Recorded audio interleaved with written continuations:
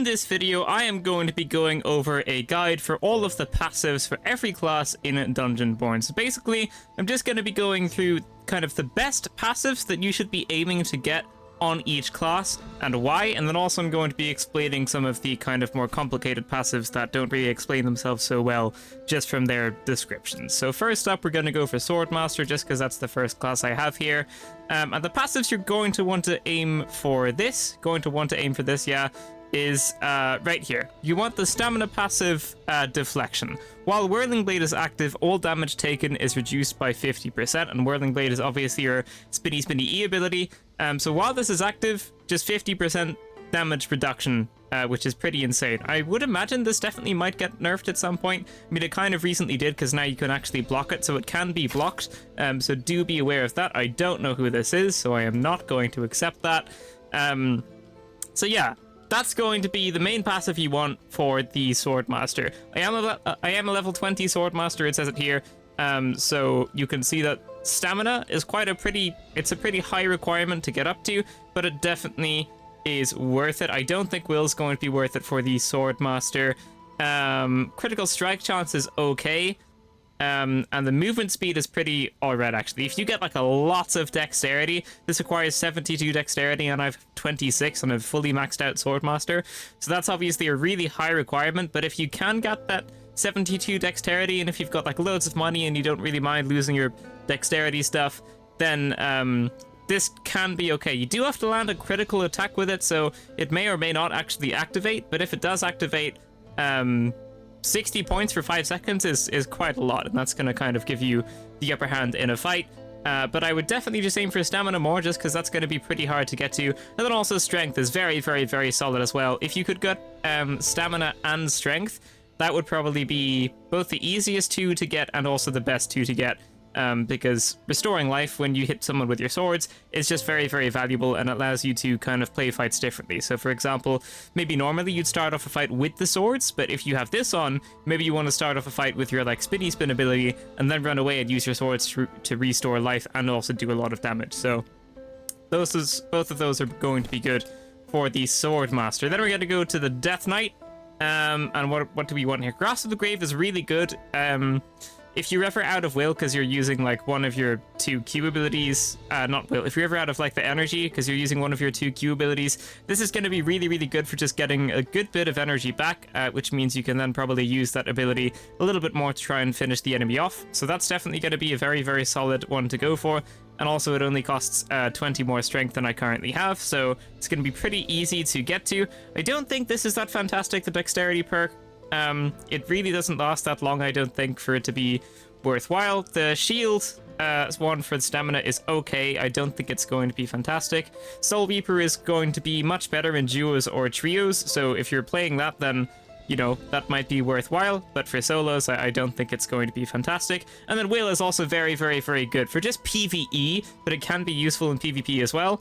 So what I would go for, this restores life when you absorb soul energy. So I would go for Will and for Strength is what I would go for here. Both are pretty easy to get to, and they're both very, very solid. Even if in PvP, the Will passive is going to be nice, because if you're like in an area where you've already cleared out lots of enemies, if you're fighting someone and then you just walk through the enemies you've killed while using your ability, you'll just like naturally regen health from all the enemies you've killed. And 14 life from 1 soul energy orb is quite a lot. I think enemies normally drop like 2 or 3 at least, which is gonna be like 40 health if more than 3 drop, I guess. But that's definitely gonna be a very, very solid pick, along with the strength perk Grim Harvest as well. So then we have the Cryomancer. Yeah, I don't think Permafrost is going to be that fantastic unless you're very specifically kind of going for that build. If you've got like a fire staff and you constantly try to shoot someone in the head with it, or you've got like a sword and you always aim for the head and stuff like that, unless you're kind of making the build for this specifically, I don't think it's going to be fantastic, but it definitely can be good if you do aim to make a build kind of around it. Yeah, I don't think the shield one is fantastic either. This is good. The damage dealt by the first phase of Ice Storm is increased by 50%. Ice Storm or Frostbite Curse, depending on what you're using, it changes when you change ability, when you swap ability. So this will either do 50% increased damage of the first phase of Ice Storm or Frostbite, And the Ice Storm in solos, 50% extra damage on the first stage of that is very, very, very good. And also this cost isn't that high. It's a little bit high, but it's not that high to get. And it just does do 50% more damage, which is very, very, very nice. Especially because the enemy is going to be slowed by it as well. So if you can aim it well, they're just going to be constantly slowed and be taking extra damage as well. Bone Chilling used to be good. Now I don't think it's going to be so fantastic.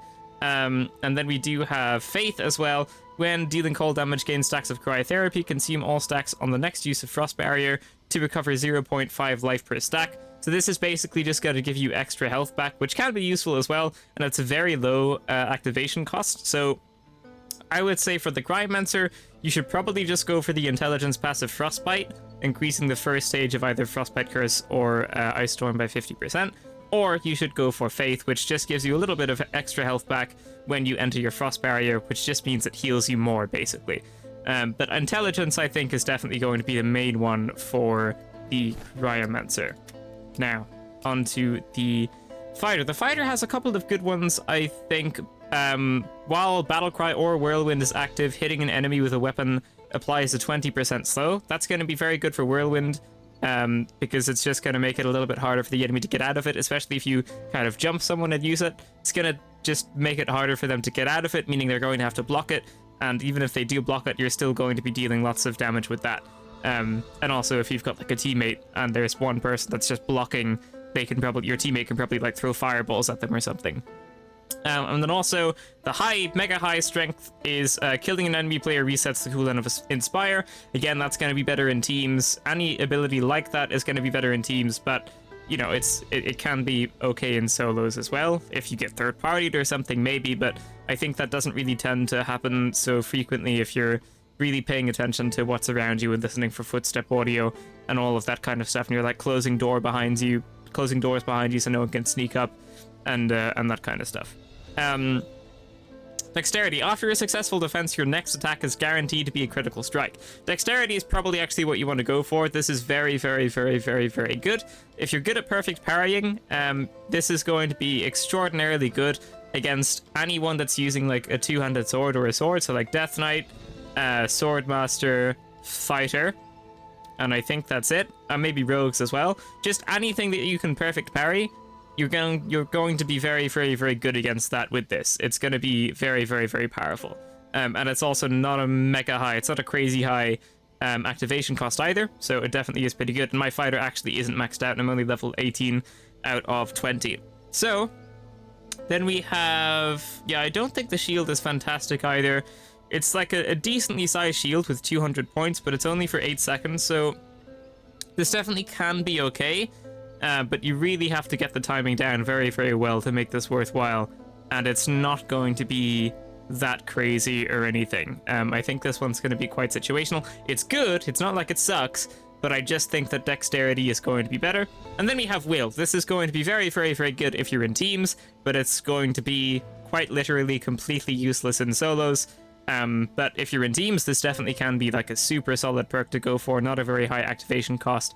So for the Fighter, you can either go for Dexterity, Stamina, or Will, depending on your situation. But I think in like all game modes, like whether it's solo or in teams, whether it's like casual games or competitive games, I think Dexterity is going to be the main passive that you should probably go for. It's just always going to be good in most situations, unless you're playing against a mage. Then we have the Rogue, and undoubtedly the passive you want to go for the Rogue is going to be this one.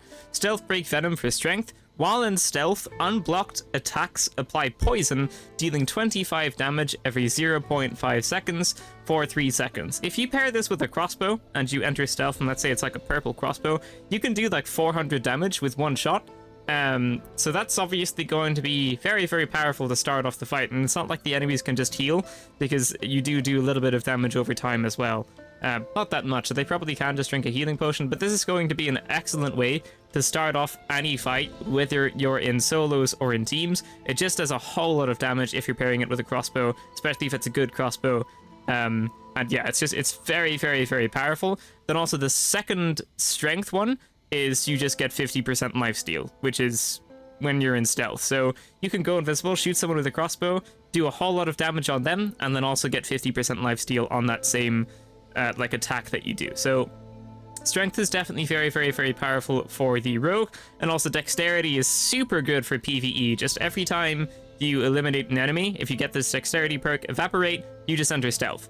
And that's going to be very, very good for clearing a room, because you can basically just backstab everything, and then just you clear the whole room, and then once the room's cleared, that's when you're going to want to loot, because interacting with stuff makes you not go in stealth anymore. And you enter stealth for like a really long time with this active as well. It's not like 3 seconds. I think it's like a pretty long amount of time. I'm not too sure how long, but it's like 8 seconds at least, I believe. So dexterity is like really, really incredible for PvE. It's going to be really hard for someone to sneak up on you while this is active. And yeah, it's very, very, very good perk for PvE, and it makes room clearing really, really fast and a lot easier as a rogue. And then, yeah, I just wouldn't really go for stamina. I would go for strength if you want a PvP and just do loads and loads and loads of damage. And if you just like clearing rooms really, really, really quickly, dexterity is going to be your friend. If you can get both of these, that's obviously going to be ideal. But you need like, well, strength actually is a pretty low activation cost, so you can probably get like the first part of both of these, and I think that would be a very, very, very good combination for the rogue, because then you've got like really damaging PvP skill, and also you can just like clear rooms really quickly on your own. Then we have the Druid. Yeah, obviously the wall hacks are okay. I don't think they're going to be that good, because you can just hear people. And if it's like a rogue or an elf that's like crouching, you're just not going to see them with this, so hearing is almost going to be better. Like, yes, you can't hear people if they're crouching, but you can't see people if they're invisible, right? So I think this is okay, but I think it's going to be better to spend this on something else, such as the 150 point shield to the Trent. This is pretty good, just makes that a lot more tanky. It's going to be really hard to get rid of the Trent or the Treant, however you want to say it. If you have this on, it's just going to make it a lot more tanky, a lot harder for the enemy team to get rid of it. Cooldown time with Force of Nature is also really, really good.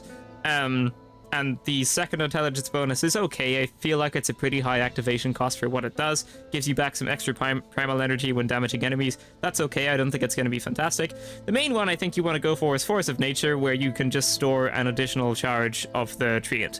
I think that's going to be very, very powerful. Not a super high activation cost. There is a cooldown on it, so you can have 2 Treants at once, but I think you have to wait like 5 seconds before you place the second one or something like that. But in both PvE and PvP, that's just always going to be extremely valuable. Going to help with room clearing against regular enemies and help you win the fight in PvP. So I would definitely say that Will's going to be your best bet on that.